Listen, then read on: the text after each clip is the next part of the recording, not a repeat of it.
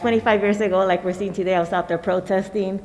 I was making phone calls. I was knocking on doors against Prop 209. And my argument then is the same as it is today. Prop 209 is about pushing a false narrative that we have an equitable, equal system. It's a false narrative that people of color and women are in full charge of their faith. But we know that if you're black, if you're brown, if you're a woman, you're more likely to be poor, you're more likely to live in pollution, you're more likely to have untrained teachers, you're more likely to be incarcerated or to die prematurely, and the list goes on. This false narrative also implies that we failed to succeed because we didn't try hard enough, because the system rewards hard work equally. But we also know this is false. The reality is that the system is made to make brown and black people fail more often than not. And it's a miracle some of us do have mobility.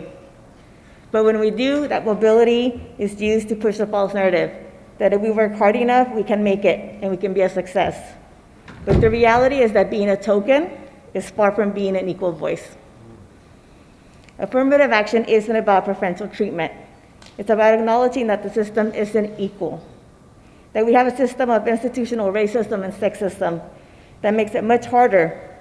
It makes it impossible for us. I could do everything right, and because I'm a woman and a woman of color, it's likely not to be enough.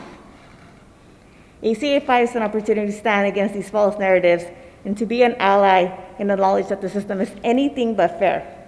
We have to do all we can to ensure we have increased access to, for opportunity for people of color and women.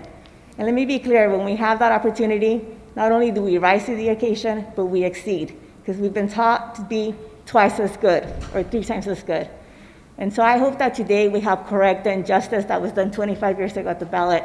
And it's not enough to vote yes on ACA 5. I hope you go home to your districts and you campaign between now and November to make sure that we repeal this and we end these false narratives. Thank you.